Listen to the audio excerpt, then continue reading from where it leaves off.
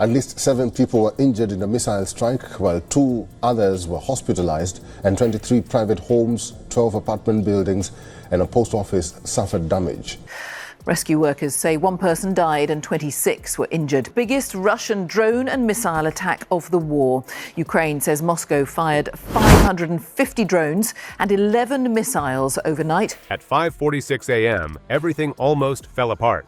A critical drone suddenly failed.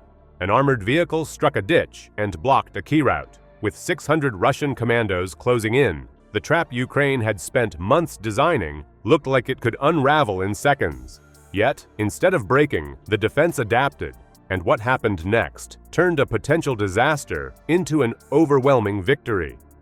So what exact choice did the Ukrainian commander make in that moment that changed the outcome of the battle? Before we move on, I will like you to subscribe to the channel and like the video. How can a ring of invisible sensors reshape the battlefield before a single shot is fired? That was the very question on the Black Sea coast when Ukraine switched on a system that cost more than some armored brigades. To Russia launching a massive aerial assault against Ukraine, the biggest since the invasion more than 3 years ago. Ukraine and Russia are exchanging fire on multiple fronts. Bridges are being destroyed, cities are burning, and oil depots are under attack. All right, in other news, Russia has conducted fresh strikes on Ukraine's Zaporizhia region. Ukraine says Russian forces carried out 567 attacks over the last 24 hours. The setup looked unremarkable from outside. No towering fences, no obvious missiles, no loud engines giving away its position. Instead, what existed was a quiet investment, an $85 million defensive network built on unseen listening posts buried beneath the soil. 240 seismic and motion detectors were laid in a 1-kilometer arc, each sensitive enough to register the vibrations of a boot step, the crunch of gravel, even the faint rumble of tracked vehicles at surprising distances. What they did, in essence, was make the ground itself a continuous warning system, tuned to wake the defenders the instant anything intruded. Moscow calculated that highly trained forces, naval brigades, reconnaissance swimmers, Spetsnaz detachments, could do what they had done elsewhere, slip past human observation, and set the ambush for their enemies instead of being the hunted. Submarines riding low through the Black Sea, quiet boats floating toward shore, men practiced in infiltration drills all assumed the same thing. A human guard can be bypassed, distracted, or eliminated, but machines never tire. That was the element the Russian command underestimated from the first hour of this plan. Inside the Ukrainian operating command, 6 officers sat before radar-like displays linked to this buried ring. Their screens were fed raw signals, translated instantly into simple alerts whenever the Earth sensed movement. Over their shoulders, the horizon was never empty.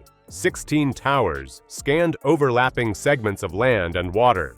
Each post was wired with infrared scopes, night vision equipment, and in some cases, small-format thermal imagers that could pick out a body crouching in tall grass as easily as a bonfire in complete darkness. It was not only a wall, it was layers stacked one atop another, each layer designed to catch what the other missed.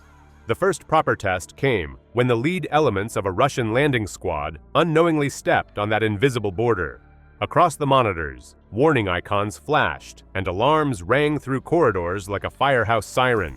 Men who had been waiting in low light suddenly switched positions, weapons ready, targeting coordinates prepared to pass to artillery crews. The Russians still thought they were ghosts in the pre-dawn haze. But panic had already shaken awake the defenders, well before a muzzle flash even appeared. Think of it like an unseen tripwire stretched right across the landscape. A man might walk softly in the sand, trying not to crush twigs, but one step too far, and the ground itself gave him away. No spy camera required. The sophistication here was not that it killed, but that silent footsteps were instantly paired with high technology detection, linking simple motion with precision awareness. That meant there was no such thing as sneaking through unnoticed, no matter the skill of the operator. The Russians counted on avoiding suspicion by holding their missiles and heavy arms until well past the shore. If nothing fiery lifted into the air, early alert systems might stay quiet, or so they thought. But sensors did not watch the sky. They listened to Earth. Missile or no missile, entry itself was the trigger. The plan rested on silence. And silence was impossible in a zone wired to hear everything. So, when perfect stealth crashed headlong into perfect vigilance, the result was no contest. The $85 million system made raw geography into something near impassable, a wall built not of bricks, but of certainty. Russian troops were spotted before they could strike, every single time. Yet, even with flawless technology humming at full strength, the defense still had weak points. Machines break, vehicles falter, and when that happened, the difference would come not from circuits, but from commanders making split-second calls under crushing pressure. What happens when a flawless defense plan meets its first cracks at the worst possible moment? For hours, the network had been precise, timely, and deadly in its awareness. But then came an hour where control began to wobble. At 5:46 a.m., the PD-2 reconnaissance drone that had been circling in a lazy figure 8 over the shoreline suddenly went blind. Its feed jittered, then cut to static. Ground crews tried to re-establish link, but nothing worked. The likely culprit was Russian electronic jamming, a weapon hard to see but devastating when it hit the right frequency. In an instant, one of 5 critical eyes in the sky closed, leaving the defensive picture missing a quadrant. That blind corner opened like a door into the kill zone, exactly the thing the network was supposed to prevent. The timing could not have been worse. Just 10 minutes later, while heavy armored carriers maneuvered into place, a BTR-4E on the southern edge rolled into a ditch carved months earlier by floodwater.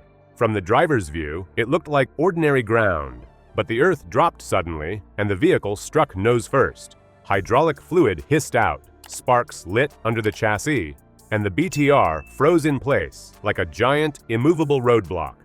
The path it blocked was not just any route. It sat directly in the corridor needed to complete the encirclement line. The curved wall of steel meant to trap incoming troops in a box. What had looked airtight on planning maps now had 2 holes, a missing eye overhead and a missing part of the armored ring. And into those openings charged 600 Russian naval commandos, men burdened with gear but moving fast, determined to reach cover before fire converged. From the airless feeds still working, their outlines began to expand across the zone, bunching into clusters that looked alarmingly like spear points testing for exits. The weakness was obvious. Without the drone filling in thermal data, forward posts could not see whether smaller teams were splitting from the larger mass. And without the BTR plugging its slice of ground, there was a breach in the circle big enough for determined units to crash through before Ukrainian rifles could concentrate on them. Everyone inside the command tent understood what was at stake. If those gaps were spotted, the Russians could find a seam, pour through it, and suddenly the trap designed to strangle them would instead collapse on its makers. Months of detailed sensor layering and weeks of hidden construction could dissolve into chaos in just minutes. The Ukrainian commander had no luxury of debate. He had one map, one clock, and only seconds to decide if he would stand or shift. Rather than abandoning the broken corridor, he pointed 2 other BTR-4s toward a mud-soaked farm track that curved around to the same position. It was not a road meant for armor, but it gave them new position before Russians could close the opening. At the same time, he ordered the surviving 4 drones to adjust fields of vision. Where there had been overlaps, he stretched them thin, forcing them to cover a wider band. To the men below, this meant no one noticed that one electronic eye was gone. The aerial feed still looked solid, even if it now left no margin for error. The ambush held because of this leadership. It was not the seismic sensors or the expensive surveillance towers that decided the hour. It was a commander holding nerve while machines blinked off one by one. That meant when the trap finally triggered, it carried the full weight of artillery and rifles in sync. But the truth is clear. The blow could not have landed without the repair, made on the edge of disaster, an on-the-spot fix that sealed shut an opening just wide enough to cost the battle. And once that breach was patched, everything positioned for the release of force waiting in silence. Technology gave Ukraine an enormous edge, but it was human adaptability that carried the day. Machines detected, tracked, and signaled warning. But when they faltered, it was leadership under pressure that sealed the cracks. That mix of preparation and fast reactions turned a near collapse into a decisive stand. Wars are not decided by systems alone. They hinge on how people respond when the plan unravels. Preparation is half the battle. The other half is the human mind making choices in chaos. Don't forget to like, subscribe, and share so others understand how modern wars are truly fought and decided.